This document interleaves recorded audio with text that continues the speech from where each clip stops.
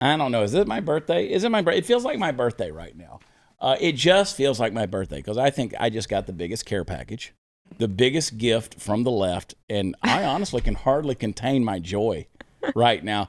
I mean, can you feel the radiant mirth, my exhalation of the famed bated breath under the pure and utter joy I find when hypocrisy comes home to roost? So you got these climate change activists, right? That's what they are, cultists. They come in the Department of Interior building, Washington, D.C. Now, on the off chance that due to the fact my voice right now is literally skipping down the road of unfettered delight, you aren't sure you heard me quite correctly, let me repeat myself with glee. Last week, climate change activists charged the Department of the Interior building in Washington, D.C. But, Chad, you might be saying in a voice eerily similar to my own, why would that make you happy? What possible joy is to be gained from people illegally storming a federal building? Oh, my dear friends and band of brothers and sisters, I'm just hovering over my seat because there is nothing in the world quite so satisfying as being alive on the day that the January 6th incident comes home to roost. You knew you just had to know. Well, it wasn't going to take all that long before something like this happened. The left can't help themselves. But, Chad, you might again be saying the January 6th protests were violent. How is that the same thing? Well, if the mile-wide grin on my face isn't enough to tell you Paul Harvey's trademark catchphrase, then I will. These folks got good and violent, folks.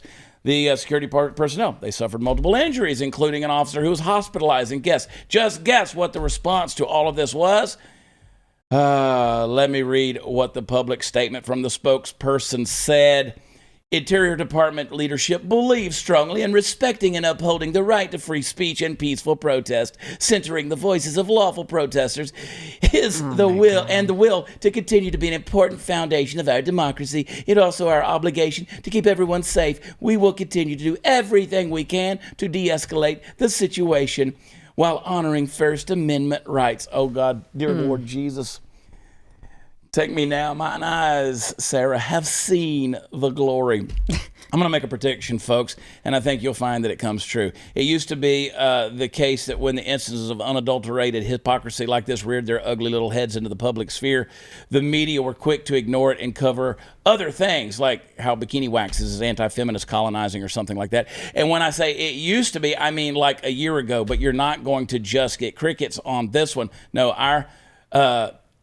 Our jive-talking journalists out there, they will almost certainly face this one head on. And you know what? They're going to tell you this is nothing like January 6th. And you know what's worse? A ton of people will believe them. They don't need proof. They don't need an airtight alibi. None of that. All they need is the derision with which they look at you and those around you. All they need is the glazed-over gaze of their normal liberal constituency and the salivating barks of the woke mobsters who they think make up their constituency, and they're going to be good to go, folks. Roll the cameras. The good news is they're wrong. They're wrong. They're wrong. The mainstream media and me, your favorite white cowboy, redneck, that tells the truth. Listen, we're going to keep talking about this stuff.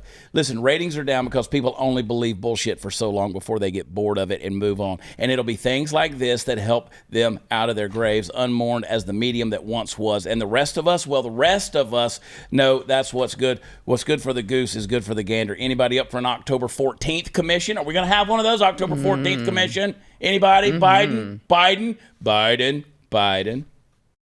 But we won't ever see an October 14th commission, will we? No. These people won't be locked away in solitary confinement, will they? Nope. These people will not be denied their basic human rights. The ACLU will not be coming out there to make sure that their wrists aren't being broken. Like, we're hearing about that, right? Federal judges are coming out, Sarah? Yes, we are. Yes. And they're saying these people are being mistreated from January 6th? Asking the DOJ to open up a civil rights probe into the treatment of January 6th detainees. Hypocrites.